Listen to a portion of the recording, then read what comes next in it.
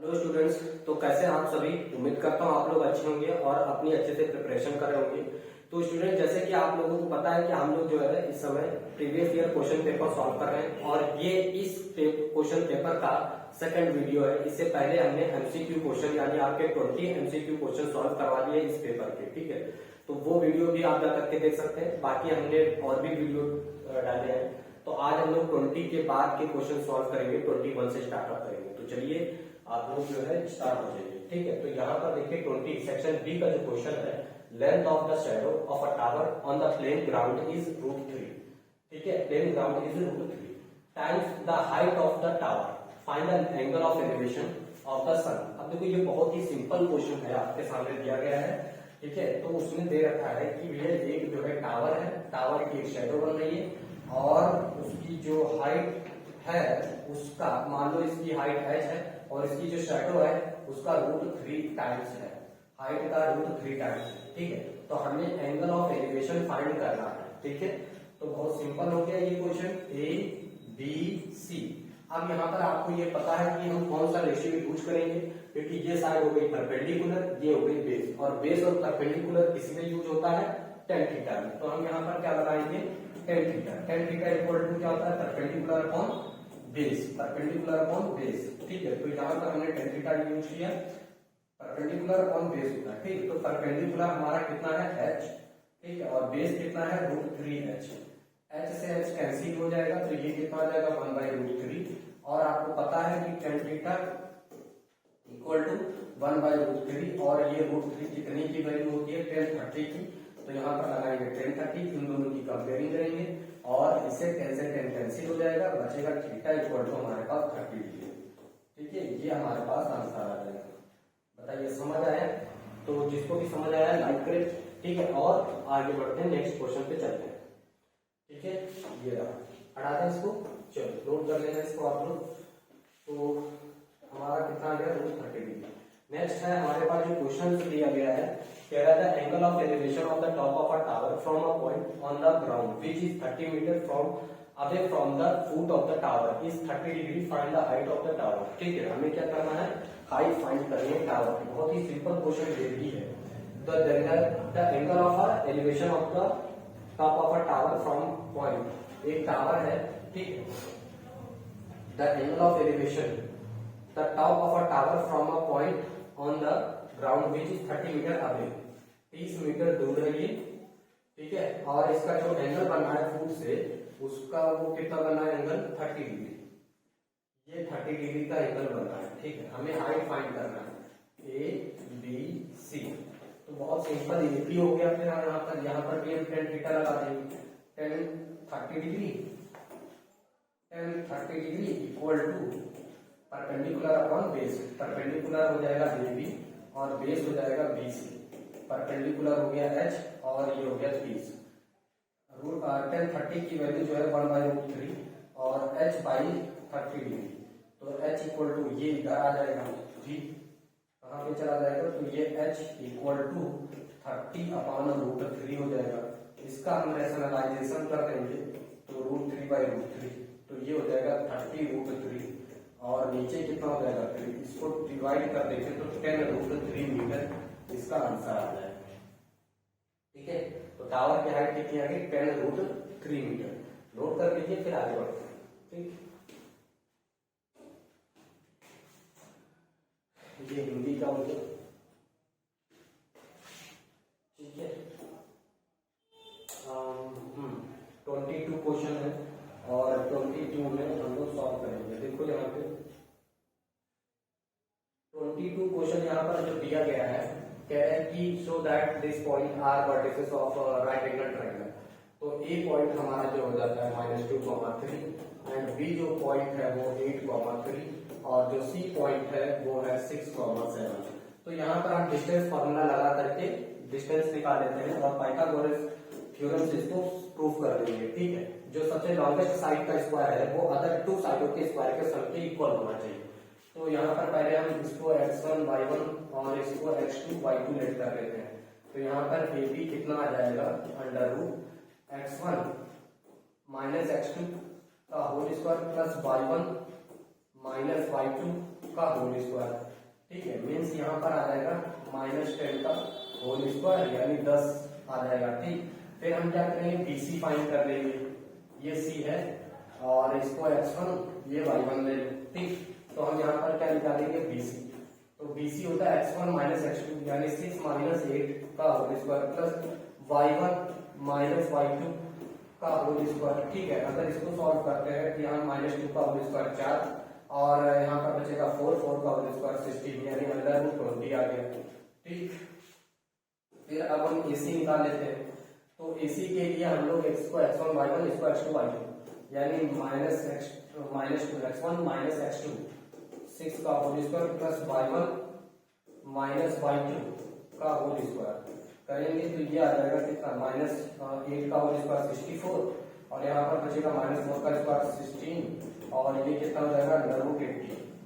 अब यहाँ पर हम देखेंगे, चेक करेंगे, पाइथागोरस थ्योरम यूज करेंगे। तो सबसे लॉन्गेस्ट साइड का स्क्वायर है वो अदर 2 साइडों के सम के स्क्वायर होना चाहिए, यानी AB का स्क्वायर जो है BC का स्क्वायर प्लस AC के स्क्वायर के सम के इक्वल होना चाहिए, यानी 10 का स्क्वायर प्लस √80 का होल स्क्वायर प्लस √20 का होल स्क्वायर।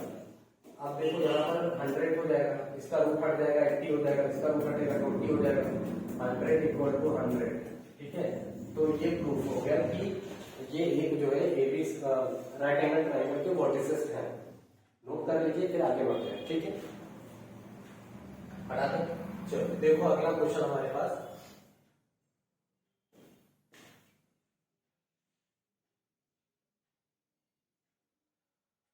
नेक्स्ट क्वेश्चन हमारे पास ये फिगर दिया गया है। यहाँ पर आपको find the measures of BOC। ठीक है, तो यहाँ पर देखो ABC एक क्वाड्रिलेटरल ट्रायंगल है, इन क्वाड्रिलेटरल, यहाँ पर एक क्वाड्रिलेटरल है, इसका यूज करेंगे AOBC। ठीक है, तो इसका यूज करके यहाँ पर क्या हो जाएगा, हमारे पास angle BAC plus angle BOC plus angle ABO plus angle ACO plus angle BOC हो गया। 1 2 3 4 इक्वल टू कितना हो जाएगा, 360 के इक्वल। एक क्वाड्रिलेटरल का सम होता है 360 डिग्री। ठीक, एंगल BAC कितना है, 65 हमें दिया गया है। अब देखो ये टेंजेंट है और टेंजेंट जो है इसके ऊपर 90 डिग्री होता है, ये टेंजेंट है 90 डिग्री होता है। ठीक है, थ्योरम से। ओके, तो angle BOC plus ABO 90 degree plus 90 degree equal to 360 degree. अब angle BOC equal to 360 minus 245, इसको माइनस कर दो तो ये आ जाएगा 115 डिग्री। एंगल BOC कितना आ गया, 115 डिग्री आ गया। ठीक है, तो हमें यही फाइंड करना था। नोट कर लीजिए, नेक्स्ट क्वेश्चन पे चलते हैं। 24।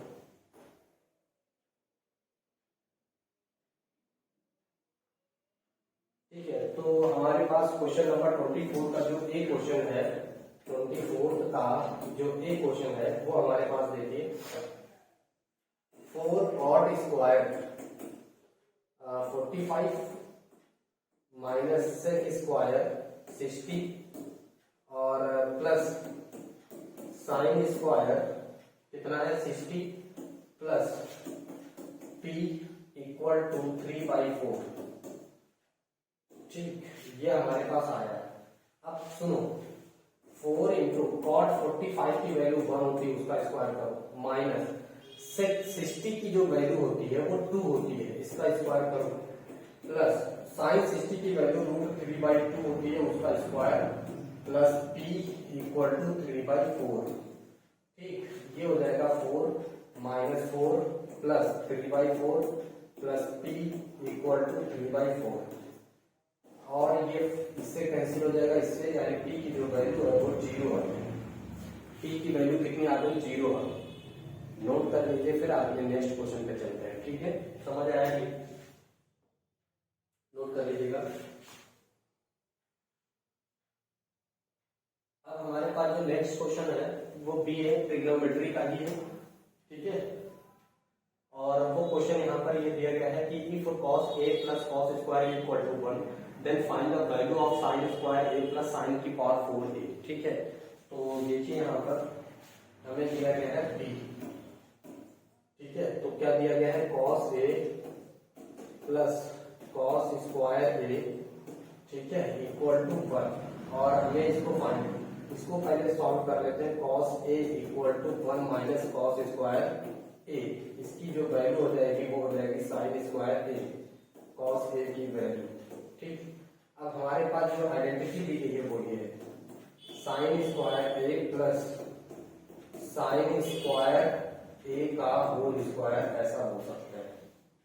ठीक है, अब ध्यान देंगे यहाँ पे कि इसकी जगह हम क्या लिख सकते हैं, तो cos a लिख सकते हैं, cos a लिख सकते हैं ये, प्लस sin स्क्वायर a की जगह cos स्क्वायर a हो जाएगा, और इसकी वैल्यू कितनी होगी, 1, यानी इसका जो आंसर आ गया वो 1 आ गया। ये हमें फाइंड करना था। ठीक है, ओके, फिर हम नेक्स्ट क्वेश्चन पे चलते हैं, 25 क्वेश्चन, इसका आप लोग स्क्रीनशॉट लें। ठीक, चलिए नेक्स्ट क्वेश्चन क्या है हमारे पास, और यहाँ पर देखेंगे 25 प्रूफ करना है इरेशनल नंबर का। तो सुनो, देखो इसको किस तरह से करेंगे। इसको पहले हम लोग लेट कर लेंगे, कॉन्ट्राडिक्शन मेथड से इसको हम लोग सॉल्व करेंगे। ठीक है, कॉन्ट्राडिक्शन मेथड से इसको सॉल्व करेंगे। ठीक है, कॉन्ट्राडिक्शन मेथड, और इसको हम लोग क्या करेंगे, लेट कर लेंगे कि 6 minus root 7 is a rational number. क्या लेट करेंगे, रेशनल नंबर लेट कर लेंगे। ठीक है, अगर हमने इसको रेशनल नंबर लेट किया है तो ये किस फॉर्म में लिखा जा सकता है, p बाई क्यू के फॉर्म में लिखा जा सकता है। p नॉट इक्वल टू 0 होना चाहिए। p and q are integers, क्या है, ये दोनों इंटीजर्स हैं, हैविंग कॉमन फैक्टर। इनमें जो है कॉमन फैक्टर कितना है, तो इनमें जो कॉमन फैक्टर है वो 1 है, ऐसा मान करके हमने चला। ठीक है, पी और क्यू का जो कॉमन फैक्टर वो 1 है। ठीक, अब सुनो, इसको हम लोग क्या करते हैं, इसको उधर ले जाते हैं, इसको इधर जाते हैं, यानी 6 माइनस पी अपॉन क्यू, ठीक है, इक्वल टू कितना हो जाएगा, रूट 7। अब देखो ये जो नंबर है एक रेशनल नंबर है। ठीक है, क्या है, एक रेशनल नंबर है, तो 6 minus P upon Q is rational number. और अगर ये एक रेशनल नंबर है, ठीक है, तो रूट 7 भी क्या है, रेशनल नंबर हो जाएगा, क्योंकि ये इसके बराबर है। तो लिखेंगे root 7 is rational number also, ये भी क्या हो जाएगा, रेशनल नंबर हो जाएगा। ठीक है, ऑल्सो। अब पर हमें पता है कि रूट 7 क्या है, एक इरेशनल नंबर है, ऐसा, but root 7 is an irrational number, ये तो हमें पता है इरेशनल नंबर है। तो ऐसा हमारे किस वजह से हुआ है, अवर अवर रॉन्ग अजम्पशंस। ऐसा क्यों हुआ, ऐसा हमारी गलत अवधारणा के कारण हुआ है, रॉन्ग अजम्पशंस के कारण ऐसा हुआ है। ठीक है, रूट 7 इज रेशनल नंबर, तो इसको हमने माना था कि ये एक रेशनल नंबर है, इसलिए ऐसा ये हुआ है। ठीक है, तो आपको इस तरह से लिखना है और प्रूफ कर देना है, समझ आया, नोट कर लीजिए फिर। ठीक, फिर हम चलते हैं नेक्स्ट क्वेश्चन पे। करा दें,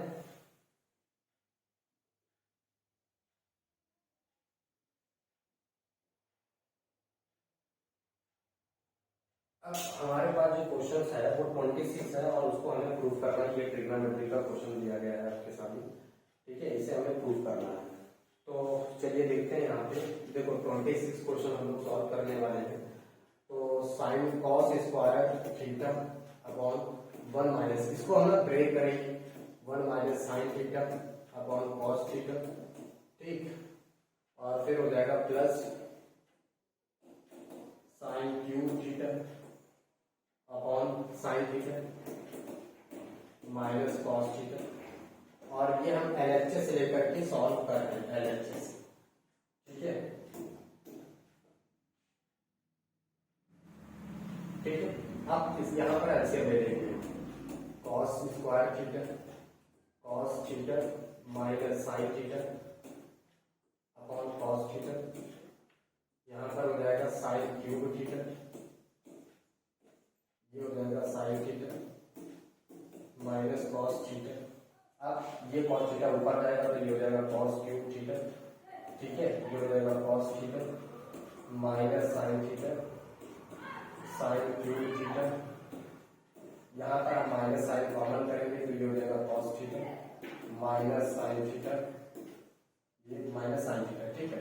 अब सुनो, यहाँ से हम क्या करेंगे, कॉस थीटा और माइनस साइन थीटा कॉमन कर लेंगे तो ये हो जाएगा cos theta minus sine theta, यहाँ से cos cube theta minus sine cube theta.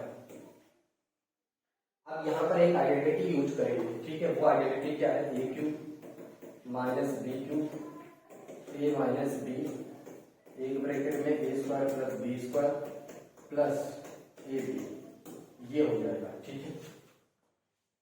तो यहाँ पर हम यही आइडेंटिटी यूज करेंगे, ठीक। तो यहाँ पर क्या हो जाएगा, cos theta minus sine theta, ठीक है, और ये हो जाएगा हमारे पास cos theta minus sine theta एक ब्रैकेट में, और यहाँ पर हो जाएगा हमारे पास cos square theta plus sine square theta plus sine theta cos theta, ठीक है, ये हो जाएगा, ये और ये कैंसिल हो जाएगा, ठीक है, देख लीजिए, इसको कैंसिल कर देंगे ये, और इसकी वैल्यू जो है,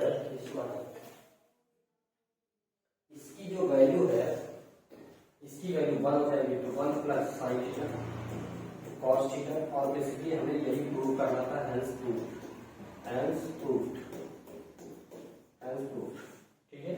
इसकी वैल्यू 1 हो जाएगी, sine theta plus cos theta, आपको यही प्रूव करना था, ठीक, नोट कर लीजिए इसको, नोट कर लीजिएगा, ठीक। नेक्स्ट क्वेश्चन पे चलते हैं।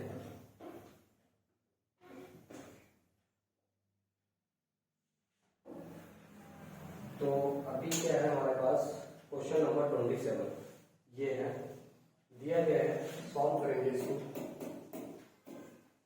हमें इसमें ना area of minor segment find करना है, ये हो जाएगा हमारे पास सर्कल, ठीक है, ये हो गया कॉर्ड,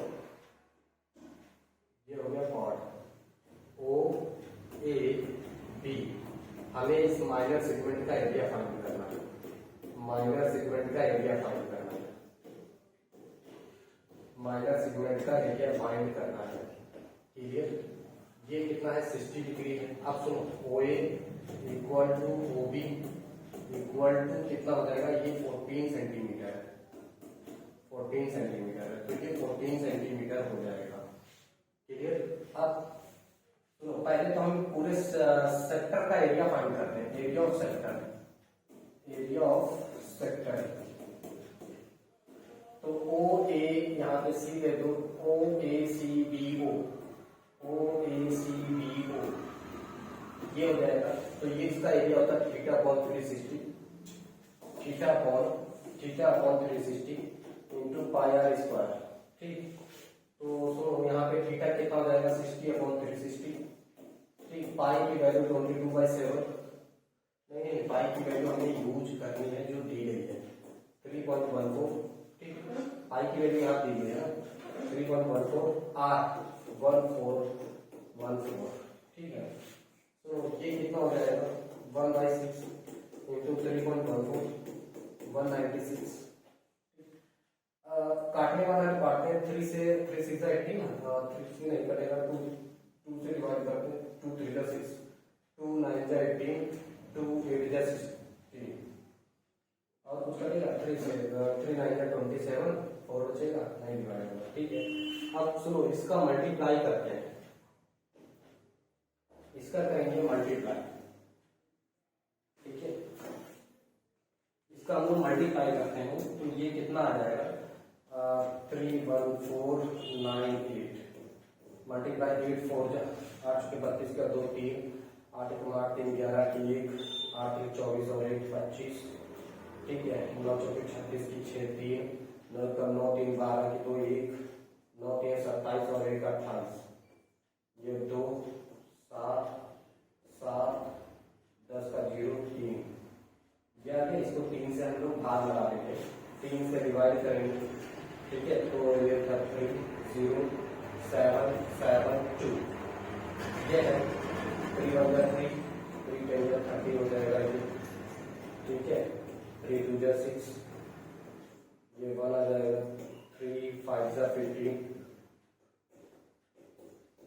ये हो गया 2, 3 7 21, ठीक है। 1 बचेगा, पॉइंट लगाएंगे, 3 3 9, तो ये हमारे पास जो एरिया आ जाएगा 102573 सेंटीमीटर स्क्वायर, ठीक है। तो ये हमारे पास आ गया।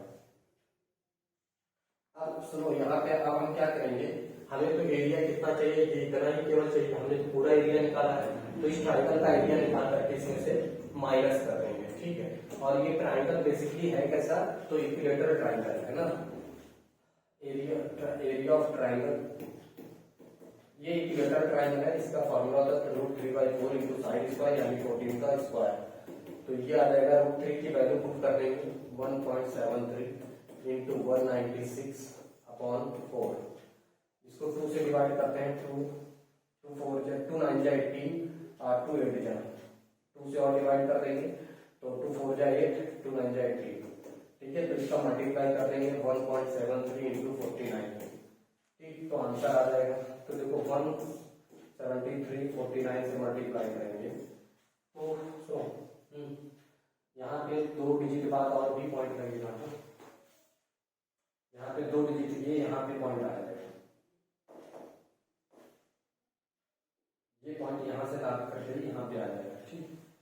अब इसका मल्टीप्लाई करेंगे, 9 3 27 के साथ 2, 9 7 63 और 2 65 की 5 6 और 9 1 9 6 15, 4 3 12 की 2 1 7 4 28 1 29 के 9 2, 4 1 4 और 2 6, ठीक है, 4 2 6, ये 7 7 14 की 4 8 और 2 डिजिट बाद 5। इसमें से हम लोग क्या करेंगे, जब स्टैंडर्ड एरिया निकालेंगे, area of minor segment, area of minor segment, ठीक है। तो इसको हम लोग इसमें से माइनस कर देंगे, तो माइनस क्या करेंगे, 102.57 माइनस 84.77, ये माइनस कर दीजिएगा, आंसर आ जाएगा, ठीक है। तो इसको इस तरह से सॉल्व कर दिया जाएगा। चलिए फिर इसको नोट कर लीजिए, नेक्स्ट क्वेश्चन पे चलते हैं।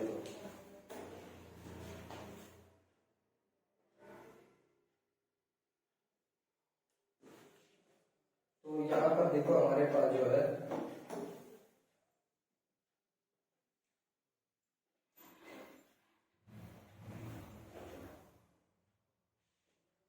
28th क्वेश्चन जो है, 28th क्वेश्चन, तो हमें क्या करना है इसमें, बेसिकली जो है इसमें 28 में find the prime factorisation, the LCM of the numbers and find the HCF of the 2 numbers, ठीक है। तो 2 नंबर्स का हमें एचसीएफ फाइंड करना है, तो एचसीएफ फाइंड करने के लिए 18180 इसका प्राइम फैक्टराइजेशन कर लेंगे, 2 से करेंगे 2 9 18 0 2 9 18 0, 2 से करेंगे 2 4 8 2 5 10 2 4 8 2 5 10, 3 से करेंगे तो 3 1 3 3 5 15 3 1 3 3 5 15, ठीक है। अब 5 1 6 5 11 और 1 12, 3 से करेंगे 3 5 15 0 3 5 15, 5 से करेंगे तो 5 1 5 5 1 5, ये इसका प्राइम फैक्टराइजेशन हो गया, इसका प्राइम फैक्टराइजेशन कर लेते हैं, ठीक है। तो 7 5 12 5 17 7 24, 3 से करेंगे 3 2 6 3 5 15 3 2 6 3 5 15, 5 से करेंगे तो 5 5 25 0 5 5 25, फिर 5 से करेंगे तो 5 1 5 5 1 5, ये आ जाएगा। इसका एचसीएफ निकालेंगे, तो एचसीएफ ये रहेगा, देखो एचसीएफ यहाँ पे ये नंबर कॉमन है दोनों में, तो 1 0 1, फिर 5 कॉमन है दोनों में, तो 5 फिर एक 3 कॉमन है दोनों में, तो यहाँ से एक 3, ठीक है। और कोई नंबर तो कॉमन है नहीं, तो ये इसका एचसीएफ आ जाएगा, ठीक है, ये इसका एचसीएफ आ जाएगा। नोट कर लीजिए, फिर नेक्स्ट पे चलते हैं, ठीक। अब नेक्स्ट क्वेश्चन है क्या है कि 3 bells ring at intervals of 6, 12 and 18 minutes. If all the 3 bells rang at 6 a.m. when will they ring together again? तो हमें क्या करना है, इसको फाइंड करना है कि अगली बार बेल कब बजेंगी, ठीक है। तो देखो इस सबका आप एलसीएम ले लो, 6, 12, 18, इन सबका एलसीएम ले लो, तो 2 से हो जाएगा ये 3, ये हो जाएगा 6, ये हो जाएगा 9। 2 से करेंगे, 2 से करेंगे तो ये 3, ये 3, ये 9। 3 से करेंगे, 3 1 3, 3 1 3, 3 3 9। 3 से करेंगे, 3 1 3, 3 3 9, 9 2 18, 18 2 36, यानी 6 बज करके 36 मिनट पर रिंग एक साथ बजेगी, ठीक। रिंगिंग होगी, रिंगिंग, ठीक, समझ आया। तो 36 मिनट बाद 6 बज करके 36 मिनट पर बेल एक साथ बजेंगे। तो ऐसे निकालो, खाना खत्म हो गया। नेक्स्ट क्वेश्चन हमारे पास ये दिया गया है यहाँ पर। अब देखो इसमें जो है ओपी इक्वल हो जाएगा ओए के, क्योंकि दोनों है रेडियन, और इनके अपोजिट साइड को इक्वल है ना, तो दोनों ये भी बराबर हो जाएंगे। OP A equal to O A P, angle O A P, ठीक है, साइड पॉजिटिव इक्वल एंगल, ठीक।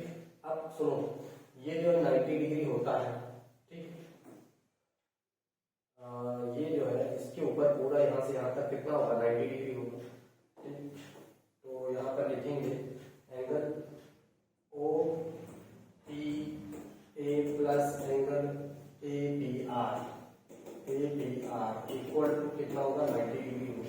ओ पी ए की जगह हम लोग क्या लिख सकते हैं, ओ पी ए की जगह ओ ए पी लिख सकते हैं, O A P plus angle A P R equal to 90 degree, और ओ ए पी की जगह हम लोग क्यू ए पी लिख सकते हैं ना, Q A P plus angle A P R equal to 90 degree. Hence proof, यही प्रूफ करना था ना, हैंस प्रूफ।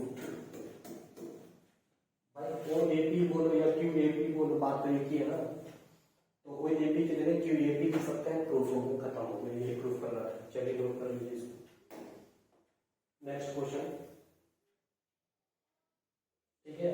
अब हमारे पास जो 30 क्वेश्चन है और आज का ये लास्ट क्वेश्चन रहेगा 30, ठीक है।